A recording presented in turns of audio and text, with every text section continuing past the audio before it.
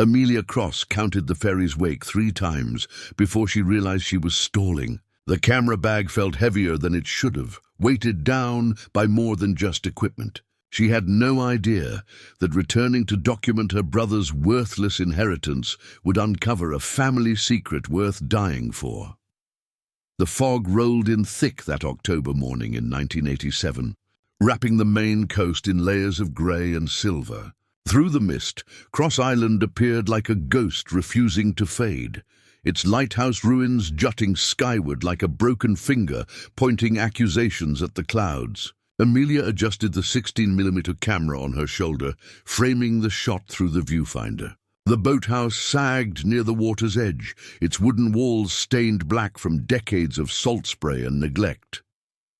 Daniel stood at the bow, his contractor's jacket buttoned against the cold. His face carried the same stoic expression he had worn at their father's funeral 6 months ago, the same expression he had worn when the lawyer read the will's single condition. "Sell only if all 3 siblings agree." Ryan paced the small deck, his marine biologist's curiosity already fighting against the gloom. He kept glancing at the water, at the patterns the ferry cut through the surface, at the gulls that exploded from hidden reeds with shrieks that sounded almost human. "Before we jump back in, tell us where you're tuning in from. And if this story touches you, make sure you're subscribed, because tomorrow I've saved something extra special for you." "This is a mistake," Daniel said without turning around. His voice cut through the engine's rumble. "We should have signed the papers in Boston. Sold it sight unseen." Amelia pressed record. The camera whirred softly, capturing her oldest brother's rigid shoulders, the way his hands gripped the railing, like he was holding back something bigger than words. "I need to see it," Ryan said. His voice carried that dreamer's tone that had always driven Daniel crazy. "The ecosystem here, the tide pools. There might be species nobody's catalogued yet. Dad always said the caves went deep." Dad said a lot of things. Daniel's knuckles whitened on the railing. Most of them were lies to cover his debts. The ferry captain, a weathered man named Boggs, who had known their father, cleared his throat. "Your old man loved this island. Used to come out here every summer when he was a boy. His grandfather owned it before the crash of '29 wiped them out. Sold it for taxes, bought it back in the '60s for almost nothing." He spat into the water. "Course, nothing's what it's been worth ever since." Amelia filmed the island's approach. Through the lens, she could see the landscape her grandfather had loved enough to reclaim. Rocky cliffs dropped straight into water so dark it looked like spilled ink. Twisted pines clung to shallow soil, their branches bent permanently eastward by decades of Atlantic wind. The lighthouse stood at the island's highest point, its glass long gone, its door hanging open like a mouth mid-scream. "They say it's cursed," Boggs added, his tone casual but his eyes serious. "The Cross Island curse, locals call it. Ships used to wreck here regular before the lighthouse went up. After it went dark in '54, folks still report strange lights in the caves when the tide's right." "Bioluminescence," Ryan said immediately. "Probably dinoflagellates in the cave systems. Common in these waters?" "Probably." Boggs didn't sound convinced. "Or maybe the island remembers things. Water and stone have longer memories than people think." The ferry bumped against the makeshift dock. Daniel was first off, already pulling papers from his jacket.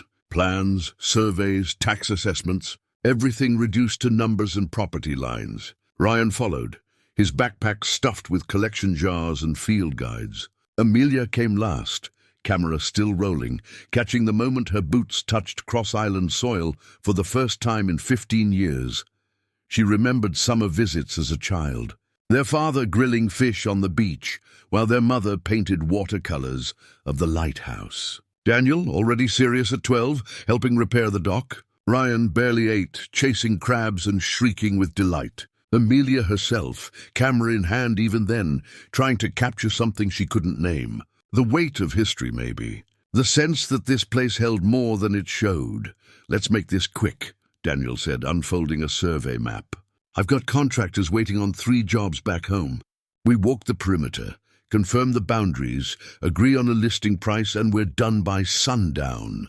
but Ryan was already kneeling by a tangle of kelp near the waterline. His hands moved carefully, pulling apart the seaweed, with the precision of someone trained to find hidden life. "Daniel, look at this!" Amelia zoomed in. There, tangled in the kelp's glossy ribbons, lay a piece of slate the size of a dinner plate. One edge was broken clean, but the surface bore unmistakable marks. Not natural erosion. Carving Ryan brushed away sand and salt. The carving revealed itself slowly. A compass rose, but wrong somehow. The directional points didn't align with modern conventions. Around the edge ran symbols that might have been letters in a language Amelia didn't recognize. Or numbers, or coordinates. "Pirates," Daniel said dismissively. "Maine coast is full of buried treasure stories. Every rock from here to Nova Scotia has some legend attached." But Amelia was already digging through her bag. Her hands found the folded pamphlet she had saved years ago, back when she was still doing archaeological fieldwork. Before the accident in Guatemala, before she had traded excavation for documentation. The pamphlet was from Nora Chen, her old college roommate who had become a local historian after they had drifted apart. The title read, "Forgotten Expeditions of the Colonial Coast." She flipped to a page marked with a coffee stain. There, sketched in Nora's precise hand, was a compass rose. Not identical to the one on the slate, but similar enough to make Amelia's hands shake. Below the sketch, a caption, "French Colonial Survey Marks, circa 1730s, associated with La Boussole-style expeditions seeking inland waterways and secure harbors." "This isn't pirates," Amelia said quietly. Her voice carried something she hadn't felt in years, the electric anticipation of discovery. "This is older. Colonial French, maybe. And you're sure this was just lying here, wrapped in the kelp like it washed up recent?" Ryan photographed the slate with a small camera from his pack. "But the carving's too deep for recent work. This has been underwater for decades, maybe centuries." Thunder rolled across the water. The sky had darkened while they examined the slate, clouds piling up like wreckage from some celestial collision. The wind shifted, bringing the smell of rain and deeper water. Daniel checked his watch. "Weather's turning. We need to secure gear and get back to the ferry before this hits." But Boggs was already pulling away from the dock. He raised a hand in apology, pointing to his radio, to the sky, to the growing chop on the water. His message was clear. The ferry was leaving. They were staying, damn it! Daniel's control cracked just slightly, just enough for Amelia to film the fear underneath. "We've got maybe 3 hours before this turns into a full nor'easter. The boathouse has to be weatherproof enough. We wait it out, and Boggs comes back at first light." They hauled equipment up the slope as the first drops began to fall. Fat, cold drops that promised worse to come. The boathouse door resisted, then gave with a shriek of rusted hinges. Inside smelled like rot and brine and something older, something patient. Amelia set up the camera on its tripod, angling toward the workbench where Ryan had carefully placed the carved slate. Daniel lit a camping lantern, its glow pushing back shadows that seemed reluctant to leave. Outside, the wind began to howl. "We should try to reach Nora," Amelia said, pulling out her cell phone before remembering. No towers this far out. The island's isolation was complete. Ryan was spreading the pamphlet beside the slate, comparing symbols. His scientific focus had narrowed to that particular intensity Amelia remembered from their childhood, when Ryan locked onto something he didn't let go. "Some of these marks match. Look, this outer ring. That's not decorative. It's notational. Tide indicators, maybe. Or lunar phases. For what?"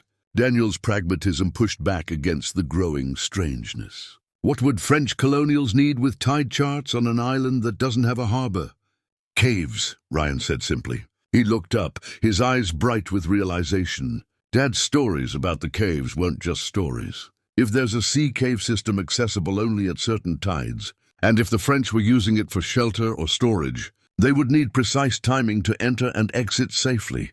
Amelia filmed the slate, the pamphlet, her brothers' faces. She began recording narration, speaking softly into the microphone. "October 1987, Cross Island. What we inherit goes beyond money and property. We inherit debts we didn't accrue, and sometimes we inherit mysteries that refuse to stay buried. My brothers and I came here to sell our father's last mistake. But the island had other plans. The storm hit in full as darkness fell. Rain hammered the boathouse roof. The wind found every gap in the walls, whistling through with voices that might have been natural, might have been memory. They ate cold sandwiches and studied the slate by lantern light. Daniel's resistance was softening. Amelia could see it. The contractor in him was calculating, not just sale value, but something else. Possibility, the kind of possibility that had driven their ancestor to buy this island back after losing everything. The kind that had kept their father returning year after year, despite having no money to develop it. The kind that got people killed. Morning came grey and exhausted. The storm had passed in the night, leaving behind a silence so complete it felt like pressure against the eardrums. Amelia woke first, her sleeping bag damp from the boathouse's leaking roof. Through the salt-stained window, she could see the ferry approaching, Boggs at the wheel.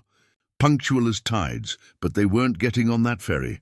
Daniel stood outside, phone to his ear, having climbed to the lighthouse ruins to catch a signal. His voice carried on the still air.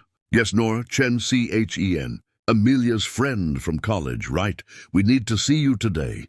This morning, if possible." Ryan emerged from the boathouse with the slate wrapped carefully in his windbreaker. His hair stuck up at angles and his eyes were red-rimmed, but his energy crackled. "I didn't sleep. Couldn't.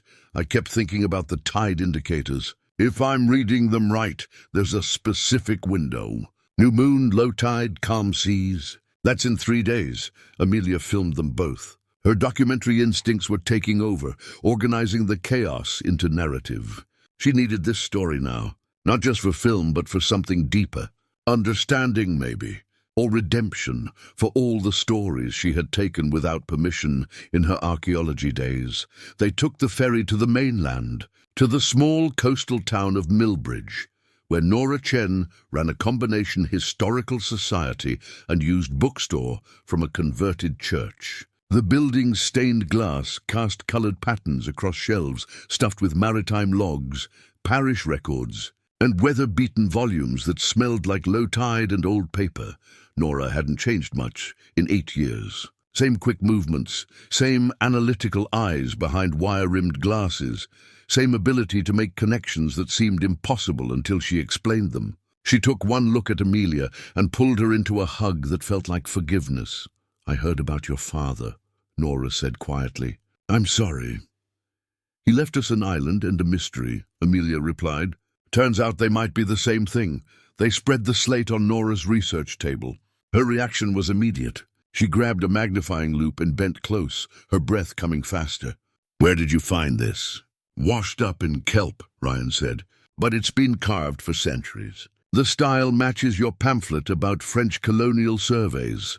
"It's more than style." Nora hurried to a filing cabinet, pulling folders with the speed of someone who knew exactly where everything was. "I've been researching French expeditions for 10 years. There was one in particular, 1734, a supply ship called La Lumière that vanished en route from Quebec to Boston. The official records say it went down in a storm, but there were rumors. Whispers about the captain seeking asylum with British colonials, about a cargo worth more than furs and timber. She laid out photocopies of parish records. Brittle, faded, the handwriting nearly illegible. But there, in the margin of a baptismal entry from 1735, someone had drawn a compass rose. Identical to the one on the slate. Daniel leaned in, his skepticism warring with the evidence. "That doesn't prove anything. Lots of ships used French survey methods, but Nora was already pulling another document. A ledger, this one preserved behind archival plastic. This is from the parish accounts. Income and expenses, births and deaths, all the mundane record-keeping that survives when everything else burns." Her finger traced down a column of names. "Here, look at this entry. The writing was cramped and water-stained, but readable. Payment rendered to E. Cross, labourer, for guidance and shelter, provided to French vessel in distress. Some withheld per matter of conscience. Query noted for Bishop." Amelia felt something cold settle in her chest. Cross, our ancestor. Your great-great-great-great-grandfather, most likely, Nora confirmed. Edmund Cross. He worked the coast here, knew every island, every cave, every tide pool. According to local law, he guided ships through dangerous waters. But this entry, she tapped the page. Payment withheld. Matter of conscience. Query for the bishop.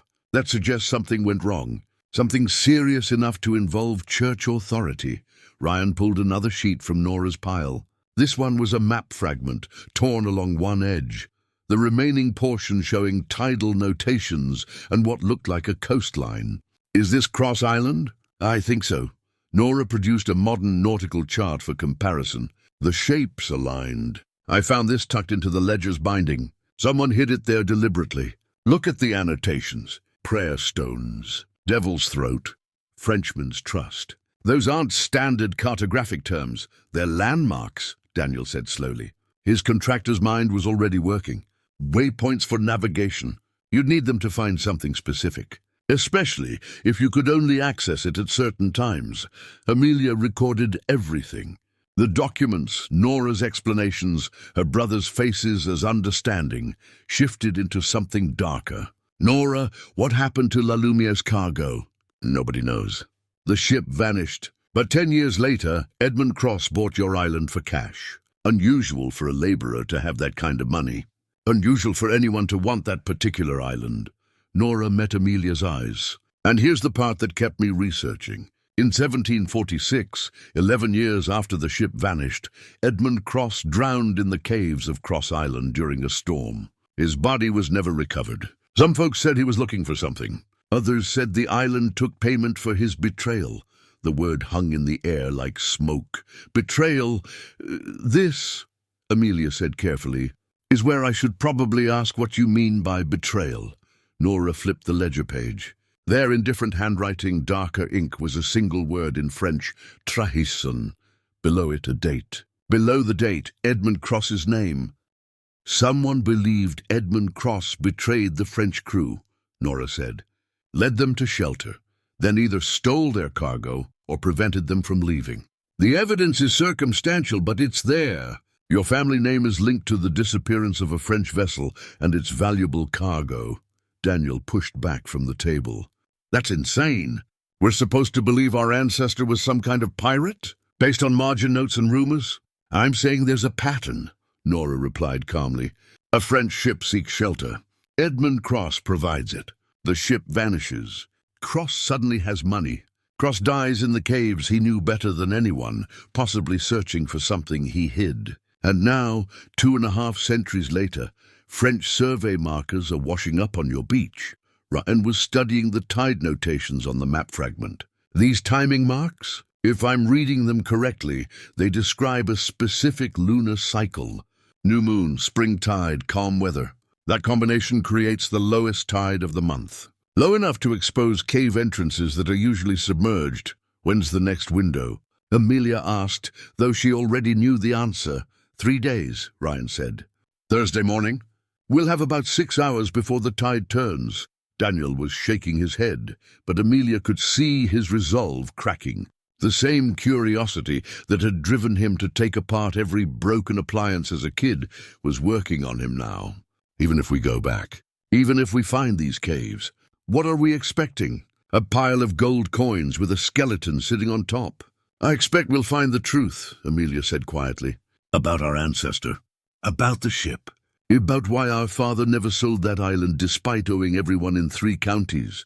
Your father used to ask me questions, Nora said softly. About French expeditions. About the Cross Island legends. I think he suspected something. I think he was looking for it too. They left Nora's shop with copies of everything. The ledger pages, the map fragment, the tide calculations. Amelia also left with something else. A phone number for a French maritime historian who specialized in colonial-era salvage claims. Just in case, the ferry ride back to Cross Island felt different. Heavier with purpose. Daniel stood at the bow again, but this time his hands weren't gripping the railing in frustration. They were holding the map fragment, his eyes moving between paper and water. Contractor's precision already plotting approaches. Ryan sat with a notebook, sketching the cave system he imagined beneath the island. His marine biologist's knowledge of littoral zones and tidal pools was combining with the historical evidence into a mental model Amelia could see taking shape. And Amelia herself sat with the camera, filming the water, the island's approach, her brother's focused faces. She spoke softly into the microphone. "We came here to bury our inheritance. Instead, we're about to dig it up. I don't know what we'll find in those caves. Treasure, maybe. Truth, possibly. Or just more family secrets that should have stayed buried. But I know this. Whatever we discover down there, it won't be as simple as gold or bones. It'll be about who we choose to become when faced with our ancestors' choices." Boggs guided the ferry toward the dock. He had seen the intensity on their faces, the equipment they were loading. "You folks planning on staying a few days?" "At least until Thursday," Daniel said. "We've got some exploring to do." "Mind the tides," Boggs said. His tone was casual, but his eyes were serious. "Island's got a way of keeping what it wants. Always has." They unloaded gear and made camp in the boathouse. Daniel organized supplies with military efficiency. Ryan set up tide charts and weather monitors. Amelia established a film station, cataloging everything they had learned, creating a record that would survive even if they didn't. That night, they built a fire on the beach and ate from cans while the stars wheeled overhead. The Atlantic murmured against the rocks, patient and persistent. Somewhere in the darkness, water was flowing through hidden passages, wearing away stone, one molecule at a time, keeping time in centuries instead of seconds. "I've been thinking," Daniel said finally. His voice was quiet, almost lost in the fire's crackle. "About Dad, about why he never sold. I always thought he was just stubborn, holding on to something worthless out of pride. But maybe he knew, maybe he was protecting something. Or protecting us from something, from the truth about our family." Ryan asked. "From the choice," Amelia said. Both brothers looked at her. She gestured at the island, the darkness, the water. "If there's something down there in those caves, if Edmund Cross really did betray those French sailors and steal their cargo, if he built our family fortune on that betrayal, then we have to choose what to do with that knowledge. Keep it secret like he did, profit from it like he did. Or make it right somehow. How do you make right something that happened 250 years ago?" Daniel asked. "I don't know," Amelia admitted. "But I think we're about to find out." Thursday morning arrived cold and clear. The kind of October day that made the Maine coast look like a postcard. Calm seas, pale sun, and a moon that was nothing but a sliver hanging above the eastern horizon. Spring tide, low tide. The window was open. They assembled at first light. Daniel had borrowed climbing gear from a friend's outdoor shop, ropes, carabiners, headlamps, and harnesses that looked like they could hold a small car. Ryan brought waterproof collection bags, a depth gauge, and enough enthusiasm for 3 people. Amelia had the camera sealed in a dive housing, recording gear wrapped in dry bags, and a knot of anxiety in her stomach that tasted like Guatemala all over again. The cave mouth revealed itself gradually as the tide retreated. At normal tide, it was invisible, hidden beneath 6 feet of swirling seawater and kelp. But as the Atlantic pulled back, exposing barnacled rock and tide pools, alive with trapped fish, the entrance emerged. A triangular opening barely 4 feet high, curtained with seaweed that moved in the residual current like hair in wind. "Prayer stones," Ryan said, pointing to a formation just left of the entrance. 5 rocks, each about the size of a human head, stacked in a cairn that looked too deliberate to be natural. Just like the map indicated. Daniel was already setting anchor points in the rock face, testing each one with his weight before trusting it. His contractor's caution was an asset now. "We've got 6 hours before the tide turns. If we're not out by then, we're swimming. Or drowning." "Encouraging," Amelia muttered, but she was already filming. The cave mouth, the prayer stones, the way Daniel's hands moved with practiced efficiency, creating the record. Bearing witness, they entered single file. Daniel first with the main rope, Ryan second with the survey equipment, Amelia last with the camera. The moment she ducked through the entrance, everything changed. Temperature dropped 10 degrees. Sound became muffled and strange. The light from their headlamps caught in the moisture on the walls, creating phantom illuminations that suggested shapes where none existed. The passage ran roughly horizontal for about 20 feet, then opened into a chamber the size of a living room. The ceiling rose 15 feet overhead, slick with condensation and festooned with what looked like calcified seaweed from previous high tides. The walls bore marks, not the random erosion of water and time, but deliberate cuts. Tally marks, Ryan called them. Hundreds of them, organized in groups of 5, marching along the right-hand wall like soldiers. Someone was counting something, Daniel said, running his gloved hand along the marks. Days, maybe, or ships, or prisoners, cargo, Amelia suggested. Her voice echoed strangely. If the French were using this as a storage depot, they'd want to track inventory. The chamber narrowed into another passage, this one sloping downward. Water dripped steadily, each drop creating ripples in shallow pools that reflected their headlamps like captured stars. The air tasted of salt and stone and something older. Time, maybe. History made tangible. Ryan found the first iron ring 20 yards into the second passage. It was sunk into the rock wall at shoulder height, rusted but still solid. A second ring appeared 10 feet further, then a third. They formed a line leading deeper into the cave system. Hoisting points, Daniel said immediately. His contractor's eye recognized the setup. You'd run a rope through these, use them to move heavy cargo up a slope without having to carry it. Smart, especially if you're working by candlelight in a confined space. They followed the rings deeper. The passage twisted, turned, then opened into a second chamber, smaller than the first, but with a distinct feature. At the far end, carved into the rock above a narrow choke point, was a symbol. Even covered in salt deposits and barnacle shells, it was unmistakable. The French compass rose from the slate, the crest from La Lumière. Amelia's hands shook as she filmed it. This was real. This was proof. Edmund Cross hadn't just helped a French ship. He had led them into this specific cave system, this specific location, for a specific purpose. We need to mark this, Ryan said. His voice carried barely controlled excitement. Document everything before we go further. Photographs, measurements, samples. This is archaeological evidence. But Daniel was already moving toward the choke point. There's another chamber beyond this. I can feel air moving. Different pressure. Amelia started to follow, but a surge of water slammed through the passage behind them. Not the tide, not yet. Just a wave, pushed by some distant swell, finding its way through the maze of channels. It hit knee-high, cold as winter, carrying the smell of deep ocean. Daniel lost his footing. The water tried to drag him back toward the entrance, toward the drowning dark. Amelia didn't think, didn't calculate. Just dropped the camera and lunged, catching his harness, bracing against the rock wall with every ounce of strength she had. Ryan grabbed both of them. The wave passed, draining through cracks in the floor, leaving them gasping and soaked and alive. Telling and preparing this story took us a lot of time, so if you are enjoying it, subscribe to our channel. It means a lot to us. Now back to the story.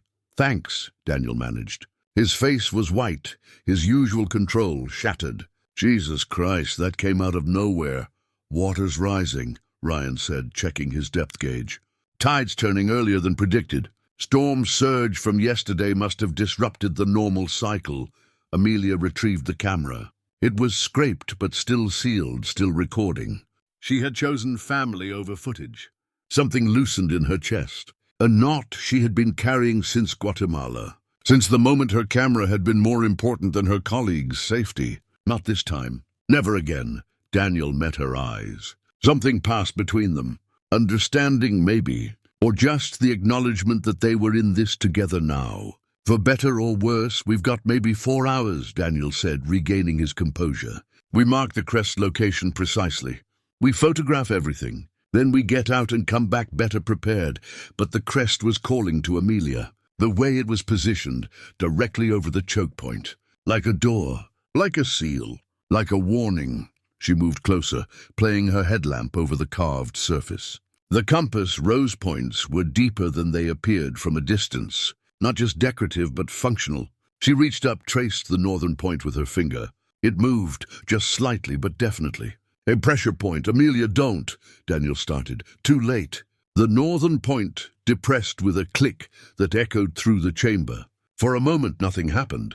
Then, with a grinding that sounded like the island's bones shifting, the rock face beside the choke point split. Not much, maybe 6 inches, but enough to reveal darkness beyond. Darkness and the unmistakable smell of still air. Air that hadn't moved in centuries. "Well," Ryan said into the silence, "I guess we're going in." They stood at the threshold.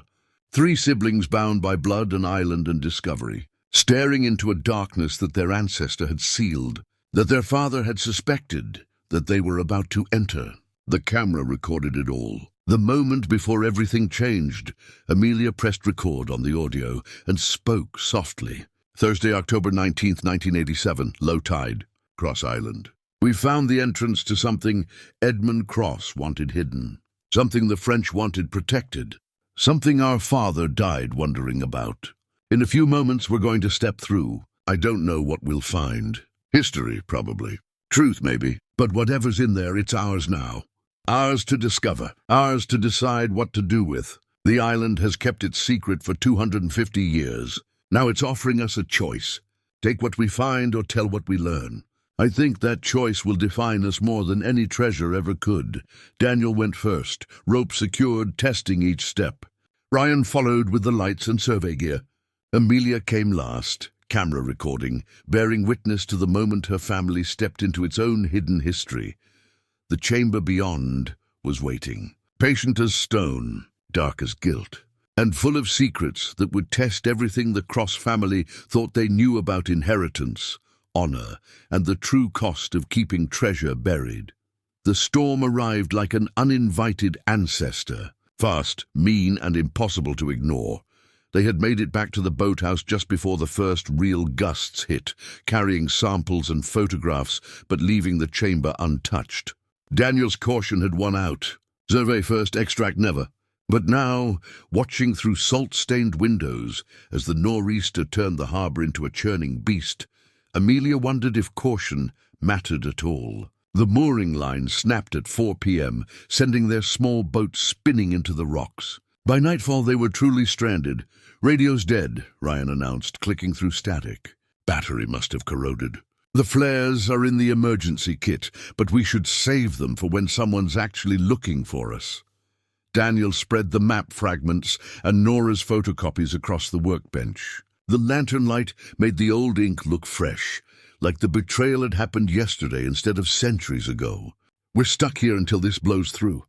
48 hours minimum, according to the marine forecast I got this morning.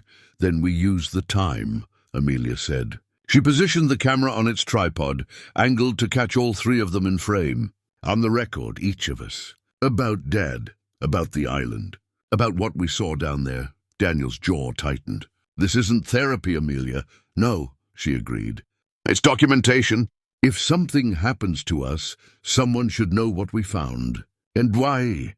The wind screamed around the boathouse. A beam groaned overhead, raining dust and making them all flinch. The island was reminding them exactly how small they were, how temporary. "Fine," Daniel said finally. He sat in the chair Amelia indicated, facing the camera like a man facing judgment.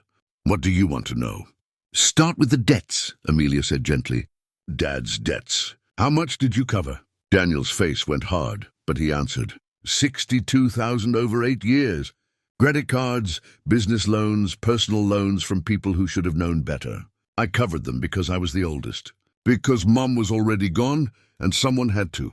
Because every time I thought about letting him fail, I remembered him teaching me to read a level, to cut a straight line, to build something that would last." His voice cracked. "Turns out he couldn't do that with his own life." Ryan shifted uncomfortably. "I didn't know it was that much." "You were in grad school," Daniel said without accusation. "You had your own path." "I made mine. But yeah, I resented it. Resented him. Resented this goddamn island that he talked about, like it was some kind of promised land, when it was really just a rock with a curse attached." Your turn, Amelia said, turning the camera toward Ryan. Why did you leak information about the slate? Ryan's eyes widened. How did you? Because I know you, Amelia said, and because nobody else knew we found it. But yesterday, when we were at Nora's, you kept checking your phone, nervous, guilty. So who did you tell? Ryan stared at his hands. Captain Red Wallace, my old salvage partner. I thought if there was something valuable down there, we'd need someone who knew how to extract it properly. Someone with equipment. I sent him a photo of the slate and mentioned Cross Island. I thought he might have insights. Historical context. You thought he might want a cut, Daniel said flatly. I thought we might need him, Ryan shot back. I'm a marine biologist, not a treasure hunter. If there's actually French colonial cargo in that cave, we can't just haul it up in backpacks. We need proper salvage methods, documentation, legal protection. Red Wallace is a lot of things, Amelia said carefully. But legal isn't one of them. He lost his salvage license in '85 for black market antiquities. You know that, right? Ryan's silence was answer enough. Amelia turned the camera on herself. Took a breath. My turn. Guatemala, 2003. We were excavating a Mayan site, racing against looters. My partner, Marcus Chen, Nora's brother, found a burial chamber. I wanted to film it before we secured it properly. Document the discovery in situ. He argued for safety first, but I pushed. Insisted the footage was critical. She stopped, composed herself. The chamber collapsed. Marcus was trapped for 6 hours before we got him out. Crushed pelvis, internal injuries. He survived, but his career didn't, and I learned that some stories aren't worth the cost of telling them. The lantern flickered. Outside, something metal tore loose and clanged across the rocks. The storm was devouring the island, piece by piece. Daniel moved to the workbench, studying the tide notations on the map fragment. These numbers, they're not just tide times. They're coordinates within the cave system. Look, he traced his finger along the notations. If you rotate the columns like this, they form a sequence. Depth markers, maybe, or distance from the entrance. Ryan joined him, pulling out his survey notes. The iron rings we found. If I plot them according to these coordinates, he sketched quickly. They form a path, not just into the cave, but specifically to multiple chambers. Like a storage facility, organized, planned. The French weren't just hiding, Amelia said slowly. They were building something. A depot, a cache, protected by tides and rock and Edmund Cross's knowledge of the system. Until Edmund Cross decided to keep it for himself, Daniel finished. He pulled out a small object from his pocket. A coin, green with age, about the size of a quarter. French script circled its edge. I found this wedged in one of the iron rings. Didn't mention it before because... He stopped, met Amelia's eyes. Because I wanted to keep something for myself. Something Dad might have touched, might have found. Proof he wasn't crazy for holding on to this place. Amelia zoomed in on the coin. The date was barely visible, 1733. The year before La Lumiere vanished. We're talking about a crime, Ryan said quietly. Our ancestor committed a crime. Led those sailors into the caves, probably at low tide. And then, what? Left them to drown when the tide came back? Took whatever they were carrying and built his fortune on their bodies. We don't know that, Daniel objected. But his voice lacked conviction. A massive gust hit the boathouse. The entire structure shuddered. One of the windows cracked, spiderwebbing but not shattering. The beam overhead groaned again, louder this time. More urgent. We need to move to the lighthouse, Daniel said, already gathering supplies. This place won't hold if the wind gets worse. They ran through horizontal rain, equipment bags slung over shoulders, the camera secured in its case. The lighthouse door hung at an angle, but the interior was stone, solid, built to withstand exactly this kind of fury. They climbed to the second level, above the floodline, and made camp in what had once been the keeper's quarters. The storm raged through the night. The island spoke in groans and crashes, and the constant howl of wind through broken windows. Amelia lay awake, listening to the voices of stone and water, wondering if Edmund Cross had heard these same sounds. If the French sailors had heard them as the tide crept up the cave walls, as they realized their guide wasn't coming back, as the cold Atlantic claimed them one by one. Dawn came grudging and grey. The storm had shifted to a steady downpour, less violent but more stubborn. They ate cold food and studied the documents by flashlight, piecing together a picture of betrayal that felt too calculated to be accidental. "The ledger entry," Amelia said, rereading Nora's notes. "Payment withheld per matter of conscience. What if that means the church knew? What if Edmund Cross confessed? Catholic guilt," Ryan said. "He stole the cargo, maybe even killed the crew, but couldn't live with it. So he confessed to a priest. But confession doesn't require returning stolen goods. He could have kept the treasure and cleared his conscience at the same time, then died trying to get more," Daniel added. "The legend says he drowned in the caves during a storm. What if he went back, trying to retrieve something he'd hidden too well? Or trying to hide evidence? A new sound cut through the rain, mechanical, rhythmic, an engine. They scrambled to the window.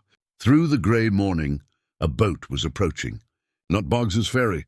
Something larger, a salvage trawler with rust-stained sides and a crane mounted on the aft deck. Even from a distance, Amelia could see the name painted on the bow, Red Dawn. "God damn it," Ryan whispered. Captain Red Wallace had arrived. Red came ashore in a Zodiac, accompanied by 2 crew members who looked more like dock workers than sailors. He wore his reputation like a second skin. Leather jacket despite the rain, red beard braided with beads, and a smile that promised charm but delivered calculation. "Ryan, my friend." Red's voice boomed across the rocks. "Got your message about some interesting rocks. Thought I'd come see if you needed a professional opinion." Daniel stepped forward, positioning himself between Red and the lighthouse. "This is private property. You're trespassing. Private property with a distress situation," Red countered smoothly. "Saw your boat wrecked on the rocks. Figured you folks might need extraction.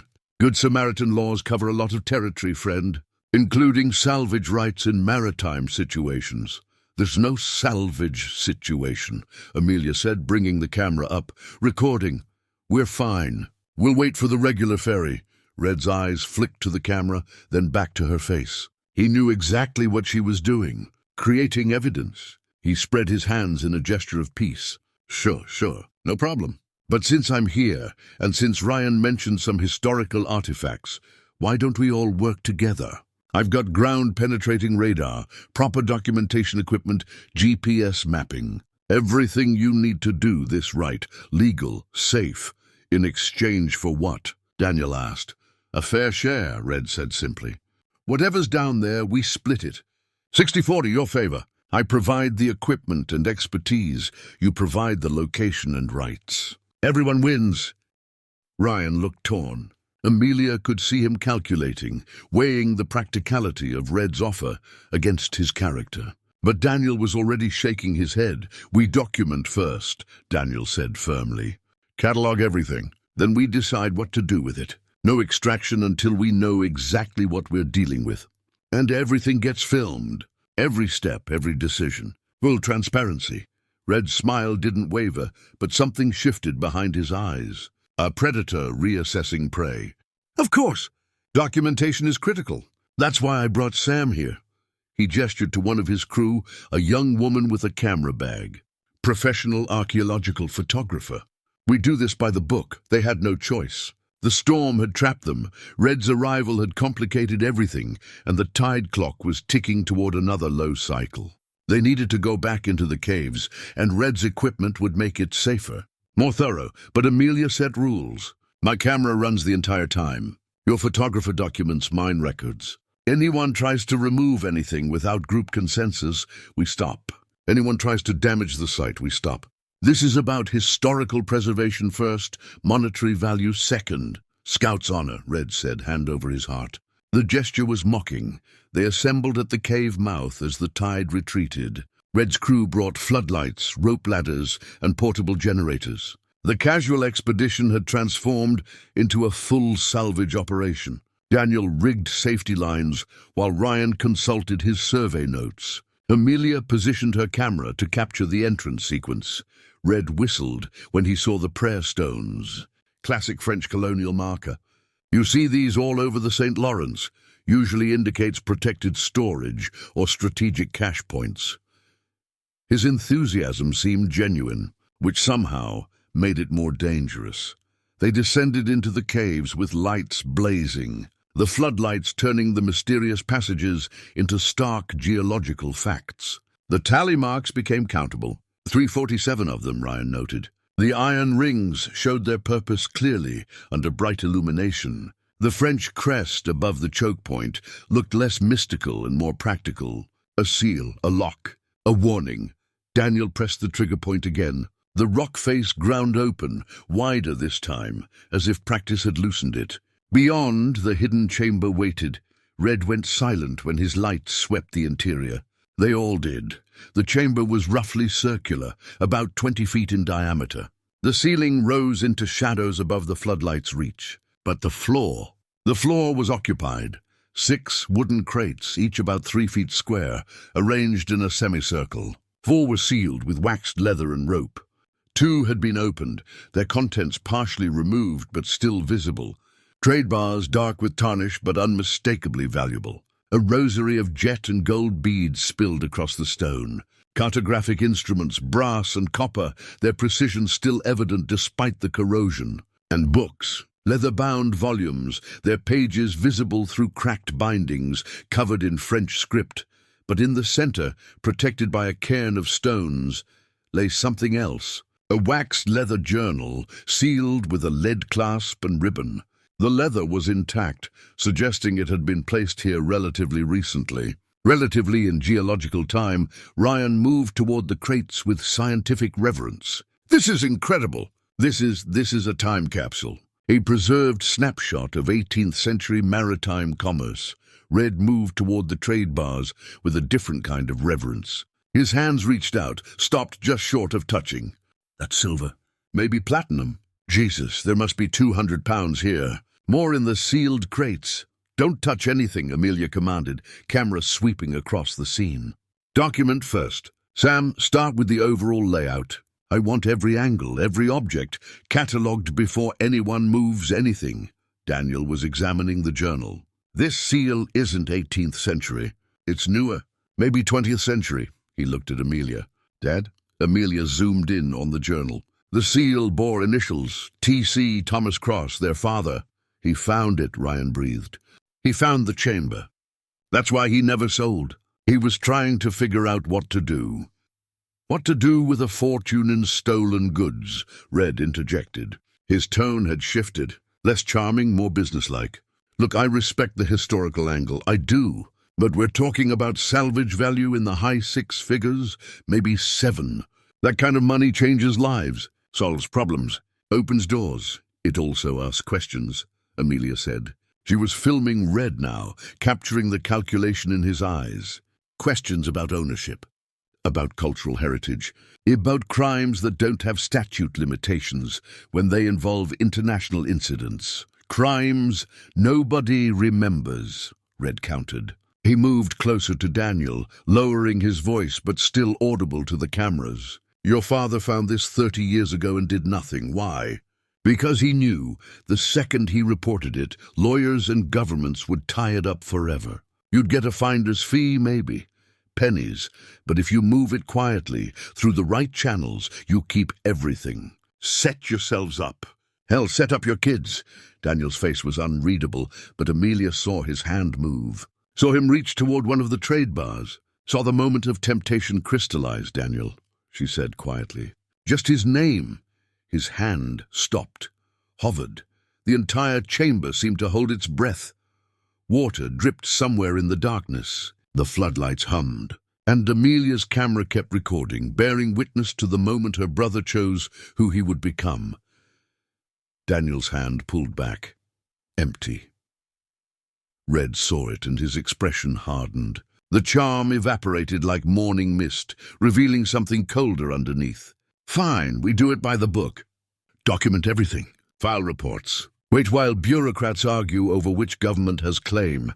French, American, maritime salvage law? He laughed without humor. You'll be lucky if you see a dime in your lifetime. At least we'll see ourselves in the mirror, Daniel said quietly. but Amelia caught something in Red's posture. Attention. A decision made. She panned the camera away from him for a moment, focusing on Sam, the photographer. Sam's eyes were wide, darting between Red and the exit. Fear or excitement, Amelia couldn't tell. But Sam knew something. They worked through the morning, cataloguing every item in the chamber. Sam photographed while Amelia filmed. Ryan took measurements and samples. Daniel sketched the layout with contractor precision. Red watched, increasingly restless, his crew growing more agitated as the tide clock advanced. The journal was the last item they documented. Daniel opened it carefully, supporting the spine, handling the pages with the respect their father had taught him for old things. The first pages were in French, a naval officer's hand, precise and formal. Supply manifest, crew rosters, tide calculations, the practical documentation of La Lumiere's final voyage. Then the handwriting changed, English, rougher, more urgent. May 1734. Captain Beaumont has agreed to my proposal. We will shelter the cargo here during the storm. The crew will remain aboard to guard the ship. I have promised to return with fresh water and provisions at low tide.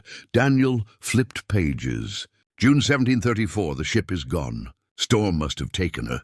I searched the coast for survivors but found none. The cargo remains secure. I will report to the magistrate. Another gap.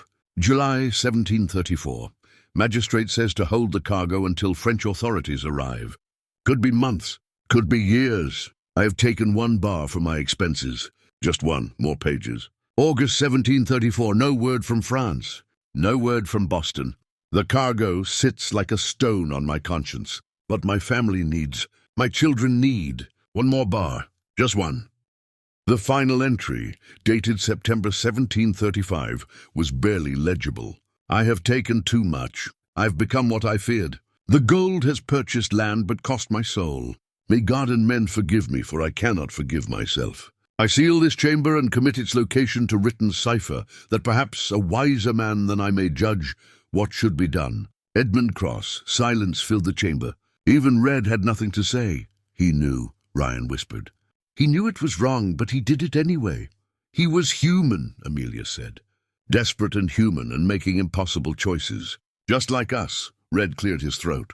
Touching family moment, really, but the tide's turning and we need to decide. Do we move this cargo or document its location and leave it for the lawyers? We leave it, Daniel said firmly. We catalogue what we've found. We contact proper authorities. French Cultural Ministry, U.S. State Department, Maritime Archaeology Associations. We do this right, Red's jaw tightened. You're making a mistake. Maybe, Daniel said. But it's our mistake to make. Just like it was Edmund's choice to make, and our father's choice to keep silent. We're choosing differently. Fine. Red stood abruptly. Sam, pack up. We're done here. But as Red turned toward the exit, Amelia saw him palm something from the opened crate, small enough to hide in his hand, valuable enough to risk everything. Red, she said sharply. Empty your pockets. His smile was pure predator now. You calling me a thief? I'm calling you on camera, asking you to empty your pockets. If you've got nothing to hide, it shouldn't be a problem. Amelia, Ryan started. Let's not empty them, Daniel said, stepping beside Amelia. United Front, Red laughed. You know what? Keep your treasure. Keep your moral high ground. But don't come crying when you're sitting on a historical footnote while I'm living in the Caribbean. He turned to leave, and Amelia saw his crew exchange glances. Saw Sam pocket something from her camera bag that looked suspiciously like a marker buoy. A GPS locator. They're marking the location, Amelia realized. The buoy. They're going to come back. Red shrugged. Salvage law is clear. Finders keepers if the claim gets filed first. And I'm very fast with paperwork. A rumble shook the chamber. Not thunder, something deeper, something structural. The tide was pushing water through channels that had been dry for hours, and the pressure was building. Beams creaked, stone groaned. The island was speaking again, and its message was clear. Get out now! Water began seeping through the chamber walls. Not the sudden surge from before, but a persistent weeping from a dozen cracks, each one growing wider as the tide pressure increased. Red's floodlights flickered, then died. Battery failure or water damage. Either way, the darkness rushed in like it had been waiting for the invitation. Headlamps snapped on, 6 beams cutting through the suddenly smaller space. The crates seemed to loom larger in the mobile light, their shadows dancing like witnesses to some ancient judgment. "Move," Daniel commanded. "Everyone out." Standard order. Slowest first, fastest last. Red was already at the choke point, his crew behind him. But as he squeezed through, he grabbed one of the rope lines and pulled. Not hard enough to snap it, but enough to drop it into a crack between the rocks. Enough to delay anyone following. "Red, you son of a—" Ryan lunged, but Daniel caught him. "No time," Daniel said. "We follow him out, or we don't get out at all." Amelia was stuffing the journal into a dry bag, sealing it with shaking hands. Her camera captured Red's retreating light, Sam's hesitant pause, the moment the photographer looked back with something like regret before following her captain. "The seals," Ryan said desperately. "The diplomatic seals. If Red files a claim without them, the legal case falls apart." Amelia swept her light across the chamber. There, nestled in the smallest crate, were 3 wax seals attached to folded documents. Official correspondence from the French crown to the colonial governor. Evidence of La Lumiere's diplomatic mission. Proof that this wasn't just cargo, but protected cultural heritage. She grabbed them, nearly dropping her camera in the process. "Got them, go, go!" They scrambled through the choke point. Daniel's rope skills saved them. He had backup lines, redundant anchors, the paranoid preparation of someone who understood gravity and consequence. They climbed through passages now ankle-deep in flowing water, the Atlantic reclaiming its territory with patient inevitability. The tally-mark chamber was half-flooded. The iron rings disappeared into murky water. The French crest above them seemed to judge their retreat, these modern thieves fleeing with paper instead of gold. Ryan slipped. His foot caught in a crack between rocks, held fast by water pressure and bad luck. "I'm stuck." My ankles wedged. Daniel dove back, hands moving underwater, feeling for the trapped foot. Amelia held both their harnesses, bracing against the flow that was strengthening with every passing minute. The island wanted its payment. "Blood or fear or both." "Got it," Daniel gasped. Ryan pulled free, his boot shredded, his ankle bleeding but mobile. They pushed toward the entrance. Red's boat engine roared to life outside. Through the triangular cave mouth, now half submerged, Amelia could see the red dawn pulling away from the island. On its deck, Red stood with the single trade bar he had stolen visible in his hands. Claiming it! Marking his territory, a massive surge hit the cave. The full force of the incoming tide funneled through the narrow passages like a battering ram. It picked up all 3 of them and slammed them toward the entrance. No control, no choice. Just water and velocity and the island's final statement on their trespass. They shot from the cave mouth into open ocean, gasping and tumbling and grasping for anything solid. Daniel's anchor lines, still secured to external rock, snapped taut. They held, barely. Ryan grabbed Amelia's harness. Daniel grabbed them both. They clung to rock and rope and each other while the tide boiled around them, trying to drag them into depths that had claimed Edmund Cross and might claim them too. But the surge passed. The violence ebbed into normal waves, and they crawled, shaking and bleeding and alive, onto the rocky beach where prayer stones stood silent witness to their survival. Red's boat was a quarter-mile out now, heading toward the mainland at full throttle. But Amelia had her camera, still sealed in its housing, still recording. She had the journal that proved their father had found the chamber. She had the diplomatic seals that made this a cultural heritage case, instead of simple salvage. And she had footage of Red Wallace stealing a trade bar from a protected archaeological site. "He's going to file a claim," Ryan said, coughing up seawater. "He's probably got lawyers on speed dial. By tomorrow, he'll have paperwork saying he discovered the chamber first." "Let him," Daniel said. He was examining the dry bag Amelia had protected. The journal was intact. The seals were intact. "We've got evidence of the actual timeline.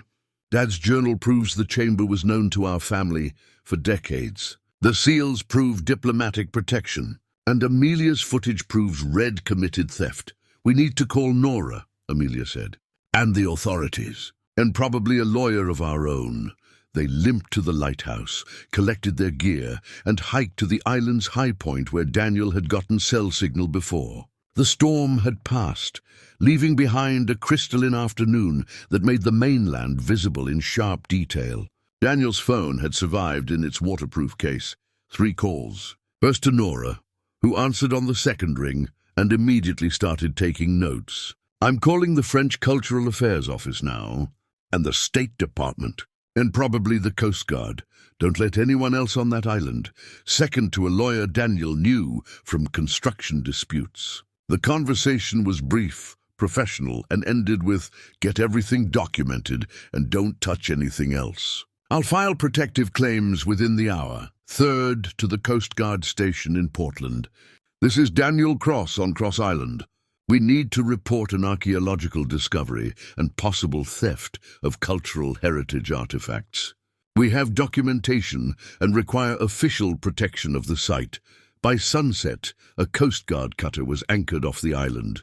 By nightfall, Nora had arrived with a representative from the Maine Historical Society. By midnight, Daniel, Ryan, and Amelia sat in the lighthouse, giving official statements, while Amelia's footage played on a laptop. The footage was damning. Red palming the trade bar. Sam dropping the GPS buoy near the cave entrance. Red's explicit statement about filing fast salvage claims. And then, most critically, the moment Red deliberately dropped their safety line in the cave. Deliberate endangerment during a maritime operation. He's done, the Coast Guard officer said flatly. That's criminal negligence at minimum. Theft of protected artifacts. Destruction of archaeological evidence. He'll lose his salvage license permanently, probably face jail time. Amelia felt no triumph, just exhaustion, the kind that comes from making hard choices and living with them. She looked at her brothers, both wrapped in Coast Guard blankets, both changed by what they had found and what they had chosen not to take. The treasure, Ryan asked the Historical Society rep. What happens to it? Legal maze, the rep admitted. French government will claim it. Federal government will claim jurisdiction. State of Maine will claim territorial rights. You'll get a finder's share, probably a percentage of appraised value. Could take years to sort out, but with the diplomatic seals and your father's documentation, you've got a strong case for ethical discovery. That matters in heritage law. Daniel met Amelia's eyes. We did the right thing. It wasn't a question. But Amelia answered anyway. Yeah, we did. Her camera sat on the floor beside her, finally turned off. The footage it contained would become evidence in multiple cases. Historical documentation for future scholars. And most importantly, a record of the moment the Cross family chose to stop taking and start telling. Outside, the Atlantic murmured against the rocks. The tide turned. The island kept its secrets close, but it had released the living. For now, that was enough. The Coast Guard maintained a presence on Cross Island for 3 days while specialists from the Maine Historical Society and federal agencies secured the cave system. Daniel, Ryan, and Amelia stayed in the lighthouse, answering questions, providing testimony, and watching as their inheritance transformed from worthless rock into contested ground. On the second day, something changed. The island changed. It started with a sound. A low grinding from somewhere beneath them, like continental plates arguing about boundaries. The Coast Guard seismologist checked his instruments and frowned. That's not geological. That's structural. Something's collapsing underground. They gathered at the cave entrance at low tide, a dozen officials and specialists with monitoring equipment and nervous expressions. The prayer stones had shifted, not fallen, but moved. Rearranged into a different pattern that nobody could explain and nobody had witnessed. Tidal surge could. We've done it, one specialist suggested without conviction. Tidal surge doesn't create geometric patterns, Daniel countered. He was studying the new arrangement with his contractor's eye. That's deliberate. That's a warning. The cave mouth looked different, too. Wider somehow. Like the island had opened its throat further. Or like something inside wanted out. They sent a drone in first. The small aircraft buzzed through the passages, its camera feed showing on a tablet screen. The tally mark chamber was still there. The iron rings remained, but the choke point, the entrance to the treasure chamber, had changed. The rock face that had ground open at Daniel's touch was now sealed differently, not by mechanism but by collapse. Tons of stone had shifted, filling the passage, burying the French crest under rubble. The support beams failed, Ryan said, studying the footage. Water damage and time finally caught up. The whole chamber might have collapsed, or the island took it back, Amelia said quietly. She was filming again, capturing the officials' faces, the drone footage, the moment they all realized the treasure was gone. Not stolen, not salvage. Just reclaimed by the stone that had hidden it for 250 years. The lead archaeologist, a woman named Dr. Sarah Chen, Nora's cousin and Marcus's sister, small world, stared at the screen with an expression Amelia recognized. Not disappointment, relief. This is actually better, archaeologically speaking. The site's sealed and protected now. No looters, no black market, no international custody battles. Just a documented discovery with a clean chain of evidence. But the artifacts, one of the federal agents protested. The historical value. The monetary value. It's all buried under 100 tons of granite. It was always buried, Dr. Chen replied. Now it's just going to stay that way until we develop better preservation technology. Could be decades, could be centuries, but it'll wait. Stone is patient. That afternoon, a grey seal appeared in the water near the cave entrance. It floated there, watching the humans with dark eyes that seemed older than they should. Ryan weighed it out, marine biologist instincts overriding common sense, and the seal didn't flee. It circled him once, twice, 3 times, then dove and didn't resurface. That's unusual behavior, Ryan said, returning to shore. Seals avoid humans. They don't seek interaction unless they're habituated or distressed. That one seemed neither. Maybe it was saying goodbye, Amelia suggested. Or thank you. Or just bearing witness like the rest of us. That night, a nor'easter hit again. Smaller than the first, but targeted. It battered Cross Island specifically, while the mainland got nothing but light rain. The storm surge reached the lighthouse's 2nd level. Waves crashed over the rocks with fury that felt personal. And in the morning, when they surveyed the damage, the cave entrance was gone, completely sealed by fallen boulders and shifted stone. Even the prayer stones had vanished beneath the rubble. The island answered, Daniel said. He was standing at the edge of the destruction, looking at where the cave mouth had been. We asked it to give up its secrets, and it said no, not yet. Not to us. The Coast Guard packed up their equipment. The specialists filed their reports, and one by one, they departed, leaving the Cross siblings alone on the island their ancestor had bought with betrayal and their father had protected with silence. Amelia filmed the empty beach, the sealed cave, the lighthouse standing sentinel over it all. She spoke into the microphone, crafting the final field notes of an expedition that had found everything and nothing. October 24th, 1987, Cross Island. The treasure is gone. Not stolen by Red Wallace, though he tried. Not claimed by governments, though they wanted to. Just taken. Back by the island itself. Edmund Cross stole from the French. Our father found the evidence, but couldn't decide what to do. And we 3 siblings came here to sell our inheritance, and instead found ourselves. Maybe that was the real treasure all along. Maybe the island knew we needed the journey more than the gold. Or maybe I'm just tired and trying to make meaning from chaos. Either way, we're different people than we were 10 days ago. And the island remains, waiting, patient as stone, ready for the next generation of Crosses to decide who they want to become. Word came 3 days later. Red Wallace had been intercepted by the Coast Guard off Nova Scotia. The trade bar was recovered. He was facing multiple federal charges, and his salvage career was over. Amelia felt no satisfaction in his downfall, just the dull recognition that greed had consequences, and Red had chosen his path as surely as they had chosen theirs.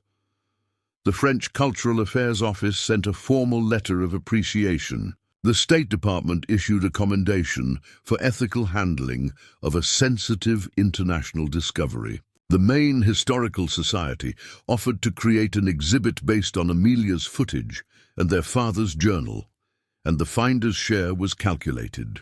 not based on recovered artifacts, since those were now inaccessible, but based on the documented historical value, the diplomatic seals they had saved, and the journal that proved the discovery timeline. The sum was substantial but not life-changing, enough to pay off Daniel's debts, enough to fund Ryan's marine research, enough to finance Amelia's documentary work, enough to be grateful for, but not enough to be corrupted by. 6 months later, Amelia stood in the small coastal museum that Nora helped curate, watching her brothers examine a glass display case. Inside was Edmund Cross's journal, open to his final entry. The confession, the admission of theft and guilt, the words of a man who had chosen wrong and known it. Next to the journal sat the 3 diplomatic seals they had rescued from the cave. French royal insignia pressed into red wax, still bearing the weight of 18th century authority. A placard explained their significance, evidence of La Lumiere's diplomatic mission, proof that the lost cargo wasn't just commercial goods, but protected cultural heritage. An empty plinth stood beside the display. Its placard read simply, "Trade bars, navigational instruments, and personal effects of the La Lumiere crew. Location, sealed within Cross Island cave system. Status, protected archaeological site. Access restricted pending technological advancement in preservation methods. Items lost to the sea," Ryan read aloud. Poetic way to say, buried under 100 tons of angry rock. The island has a flair for drama, Daniel agreed. He looked different these days. Lighter somehow, despite the same work clothes and calloused hands. The debts were paid. The family burden was lifted. He had built his own contracting firm, specializing in historical restoration. Fitting work for a man who had chosen to preserve rather than plunder.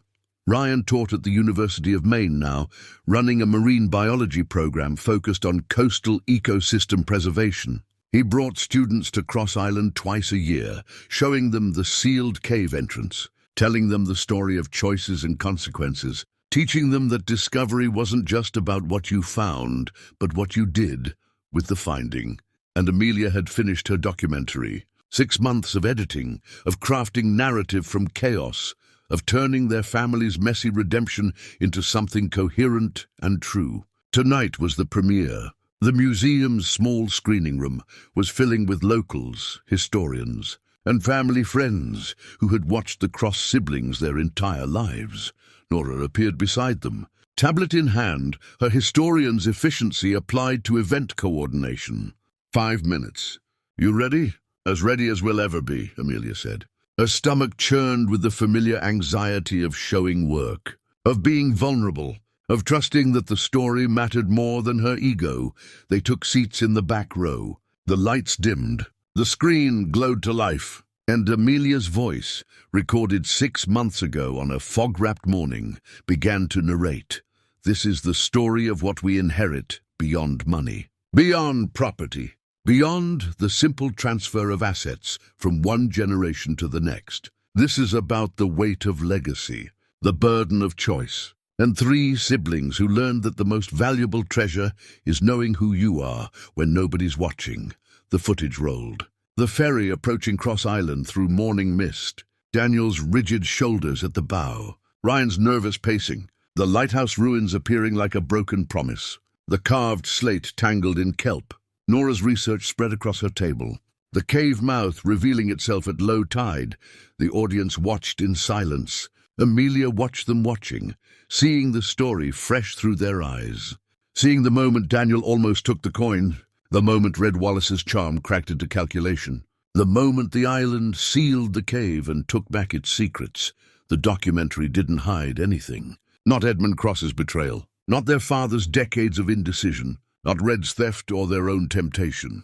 It laid bare the human capacity for both greed and grace, showing how thin the line between them could be. When the cave collapse appeared on screen, someone in the audience gasped.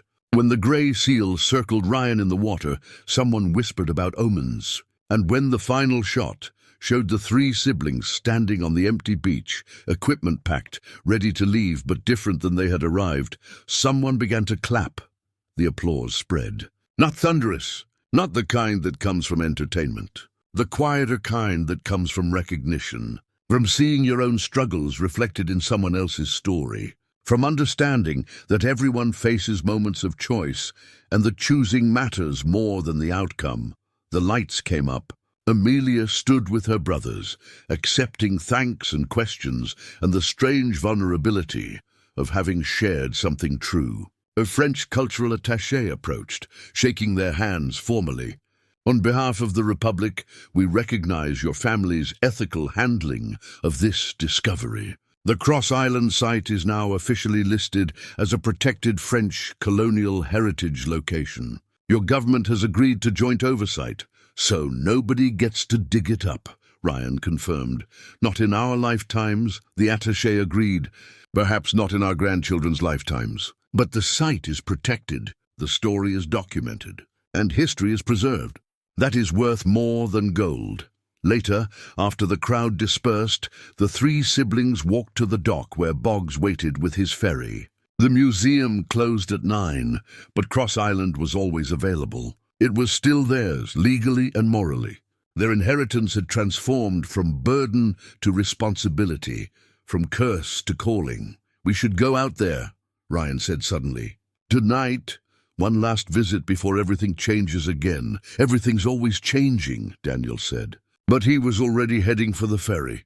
The crossing took 30 minutes in the dark, guided by moon and memory. The lighthouse ruins appeared as a black silhouette against stars. The beach crunched under their boots, familiar now, almost comfortable.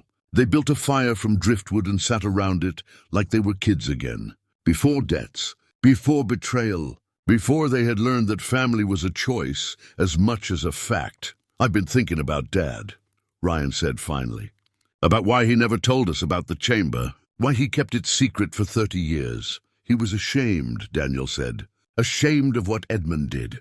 Ashamed that he couldn't figure out the right thing to do with the knowledge. Or he was protecting us," Amelia suggested. "Protecting us from having to make the choice he couldn't make. Letting us inherit the island without the burden of the treasure. Giving us the chance to discover it ourselves and decide who we wanted to be." They sat with that possibility. It felt true in the way complicated things often do. Not a single explanation, but a constellation of reasons, each one valid, each one human. "We could sell it now," Daniel said. "The island. With the protected heritage status, it's actually worth something. Historical significance, ecological value. We could get real money, or we could keep it," Ryan countered. "Use it for research, for education. For a reminder that some things matter more than their market value." They looked at Amelia, the documentarian, the recorder of choices, the one who had learned in Guatemala that some stories required more than just observation. "I think we keep it," Amelia said. "I think we pass it down with the whole story. The betrayal and the redemption, the treasure and the choice. Let the next generation decide what to do with their inheritance. Just like the island let us decide." The fire crackled. The tide turned. The Atlantic murmured its endless conversation with stone, and three siblings sat in comfortable silence, knowing they had found what they came for. Not gold or glory or even redemption, just the simple truth that who you choose to become matters more than what you inherit.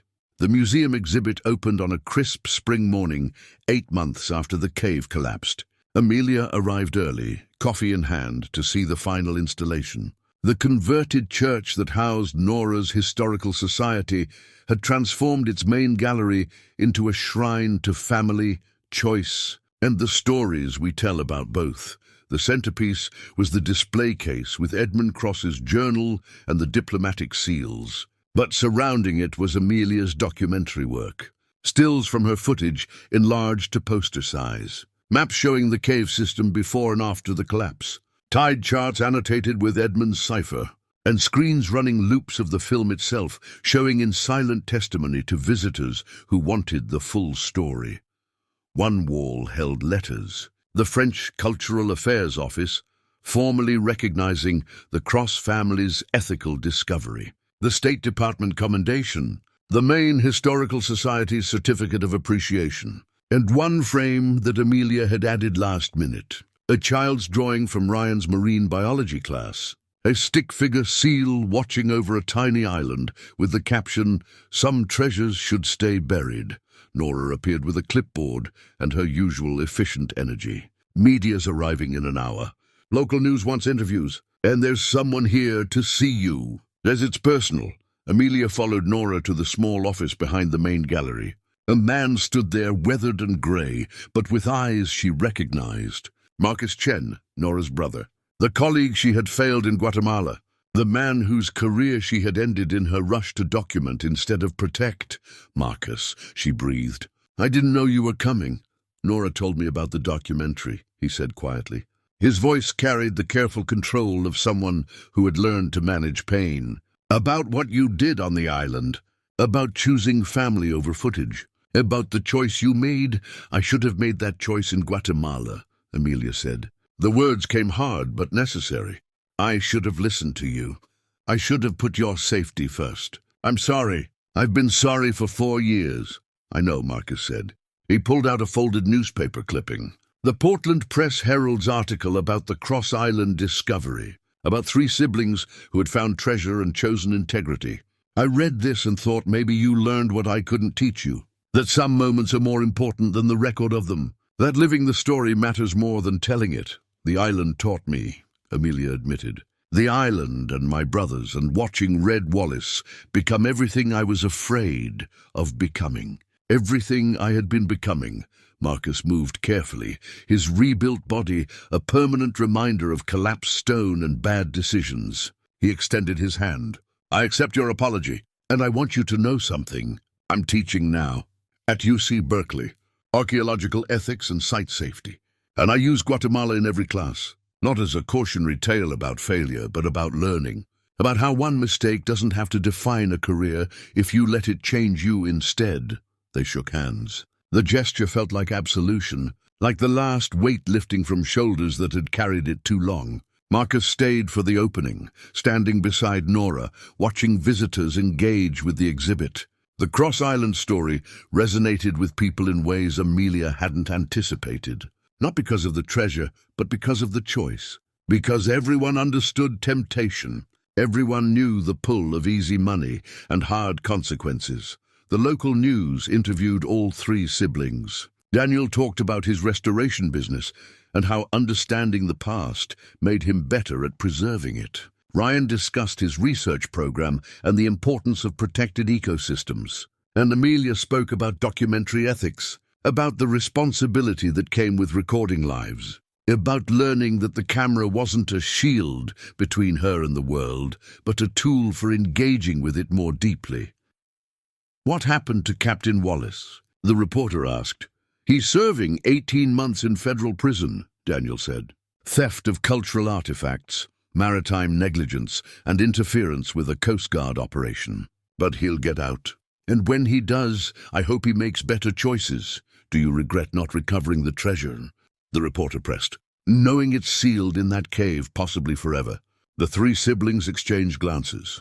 Amelia saw in her brothers' faces the same certainty she felt. "No," she said simply.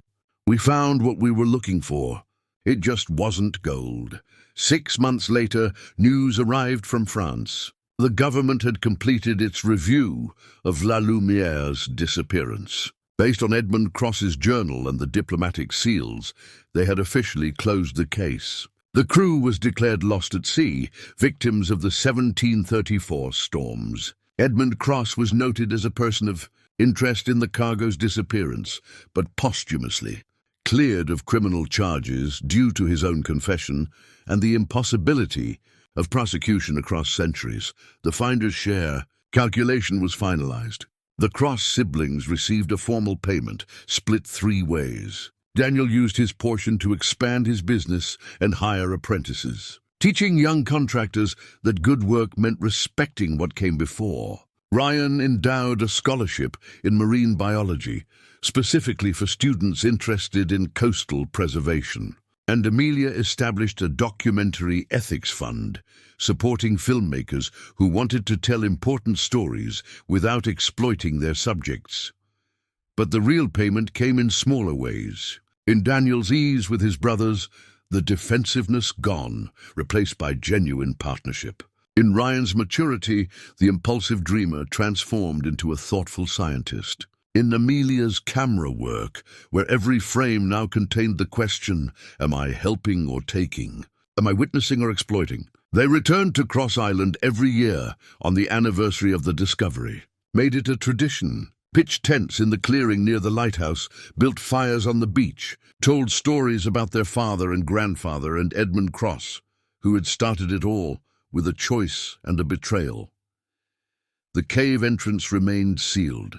The Coast Guard had installed a historical marker explaining the site's significance and its protected status. Tourists came sometimes, drawn by the story, taking photos of the sealed rubble and the lighthouse ruins. The island tolerated them with the same patient indifference. It showed everything. Time passed. Tides turned. Stone remembered.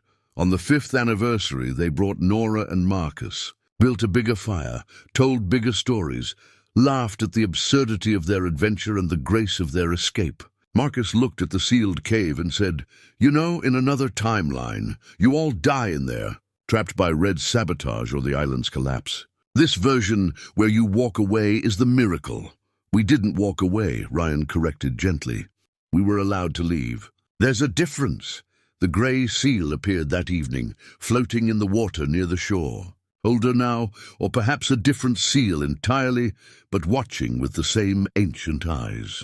It circled 3 times, dove, and didn't resurface. Ryan waded out anyway, standing in water up to his knees, scanning for any sign. When he returned, his face carried wonder. "I swear it touched my hand before it went under. Just once, like a goodbye. Or a blessing. Or a seal being a seal," Daniel said. But he was smiling. That night, as the fire burned low and the stars wheeled overhead, Amelia pulled out her camera one last time. Not to film, just to check. The footage from the cave expedition was still there, backed up in multiple locations, preserved for future historians and future generations. But she wasn't thinking about viewers or legacy, or even her documentary career. She was thinking about a moment in the flooded chamber when she had dropped the camera to save Daniel. The moment she had chosen family over footage. The moment everything changed. She turned the camera toward her brothers, both half asleep by the fire, and pressed record. Spoke softly into the microphone. "This is the final entry. 5 years after the discovery, Cross Island remains. The treasure remains. And we remain. Changed by what we found and what we chose not to take. Edmund Cross stole and regretted it. Our father found and protected it. We discovered and documented it. And someday, maybe generations from now, someone else will face the same choice. I hope they choose as we did. Not because it's easy or profitable, but because it's right. Because in the end, what we keep isn't gold or glory. It's the knowledge that we became the people we wanted to be when it mattered most. And that's worth more than any treasure the island could have offered." She turned off the camera. Let the moment exist unrecorded, just 3 people around a fire on an island that had tested and released them. The documentary was finished. The story was told. And life, that patient editor, continued its work of turning experience into memory, memory into wisdom, wisdom into the inheritance they would someday pass down. The tide turned. The moon rose. The Atlantic murmured its eternal conversation with stone. And Cross Island, that patient keeper of secrets, that ancient judge of human choice, that mirror reflecting what we bring to it, sat quiet in the darkness, waiting, watching, ready for whatever came next. Some treasures should stay buried, but some stories need to be told. And knowing the difference, Amelia thought, was the real inheritance after all. Up next, we have 2 more incredible stories that are waiting for you. Just click the image you want to watch and it will take you there. If you enjoyed this video, make sure to subscribe. It would mean a lot.